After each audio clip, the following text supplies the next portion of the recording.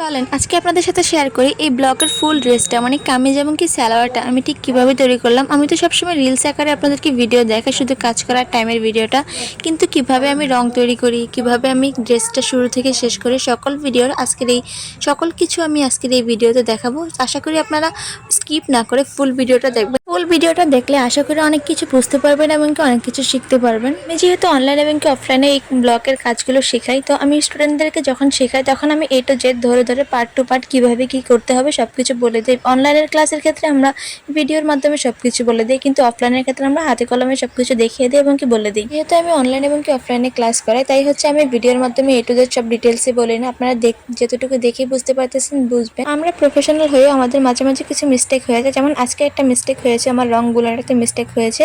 আমরা গাঢ় কালার কাপড়ের জন্য এক পদ্ধতিতে রঙগুলি আর হালকা কালার কাপড়ের জন্য অন্য পদ্ধতিতে রঙগুলি। আর ব্লকের ছাপ দেওয়ার ক্ষেত্রে প্রথমে একদম ফার্স্ট 2-3টা ছাপ নষ্ট কাপড় বা নষ্ট কাগজের উপর দিয়ে নেবেন আপনারা। এতে করে আপনাদের মেন কাপড়ের ডিজাইনটা খুব ভালো আসবে। তো এতক্ষণ পর্যন্ত তো ঠিকই ছিল, যখন আমি মেন কাপড়ে ছাপটা দিলাম তখন দেখলাম যে আমার কালারটা ফুটতেছে না। পরবর্তীতে বুঝতে পারলাম যে আমি যেই রঙটা গুলেছি সেটা তো আমি হালকা কালার কাপড়ের জন্য গুলেছি, কিন্তু আমার কাপড় যেটা নিয়েছি সেটা তো গাঢ় কালার কাপড়। তো কেয়ার করা, তবে সমস্যা নেই, আমার রঙটা ফেলা যাবে না। আমি যেটা রঙটা গুলেছি আমি এটা একটা এয়ারটাইট বক্সে ঢুকিয়ে রেখে দিয়েছি, পরবর্তীতে কাজ করা যাবে।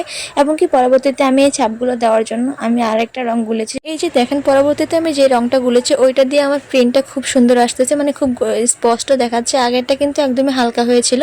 তো আমি এই ডিজাইনটা দিতেছি কারণ হচ্ছে আমার জামার মধ্যে, এই যে দেখেন জামার মধ্যে আমি অরেঞ্জ কালার জামাতে আমি ব্ল্যাক কালার দিয়ে এই ডিজাইনটা করেছি, তাই হচ্ছে আমি ব্ল্যাক কালার সালোয়ারে অরেঞ্জ কালার দিয়ে ওই ডিজাইন মানে সেম ডিজাইনটাই করছি। যেহেতু কামিজের সাথে সেম ম্যাচিং করা সালোয়ার হবে এটা, তাই আমি সেম ডিজাইনটাই করতেছি। যেহেতু এটা ডার্ক কালার কাপড় তাই এটা ডাবল করে আমি শেডটা দিচ্ছি, মানে ডাবল করে শেডটা দিলে এটা খুবই সুন্দর করে ফুটবে। শুকিয়ে যাওয়ার পর আর হালকা রঙটা আসবে না, তাই আমি একবার করে দিয়ে যাওয়ার পরে উপর দিয়ে ছাপ আবার নতুন করে দিতেছি শুকিয়ে যাওয়ার পরে।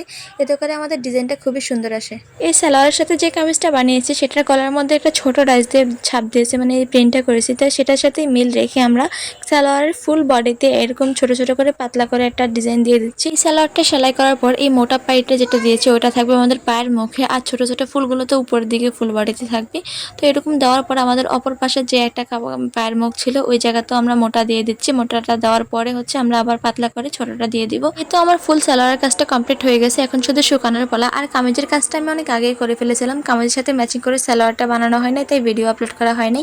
তো আজকে রাত্রে একটু সময় করে সালোয়ারটাও করে ফেললাম, কারণ দিনের বেলা সময় পাইনি। কাজ করার সময় আমাদের হাতের অবস্থা কেমন থাকে আপনারা দেখতেই পেলেন। আর ফুল কাজ কমপ্লিট করার পর এই যে আমার জামার এবং কি সালোয়ারের ফাইনাল লুক, এটা হচ্ছে সামনের পার্ট, আর এখন যেটা দেখাচ্ছে সেটা হচ্ছে জামার পিছনের পার্ট। জামার মধ্যে আমি এই ডিজাইনটা দিয়ে ফুল বডি কভার করেছি। আমার এই কামিজ এবং কি সালোয়ারের ডিজাইন প্লাস কালার কম্বিনেশন তোমাদের কাছে কেমন লাগছে অবশ্যই কমেন্ট করে জানিয়ে। ভিডিওটি ভালো লাগলে একটা লাইক করে পেজটি ফলো করে দিও, যাতে পরবর্তী ভিডিওর নোটিফিকেশন সবার আগে তুমি পেয়ে যাও। আজকের মতো এতটুকুই, দেখা হবে নতুন কোনো ভিডিওতে। ততক্ষণ সবাই ভালো থাকো, সুস্থ থাকো, আল্লাহ হাফেজ।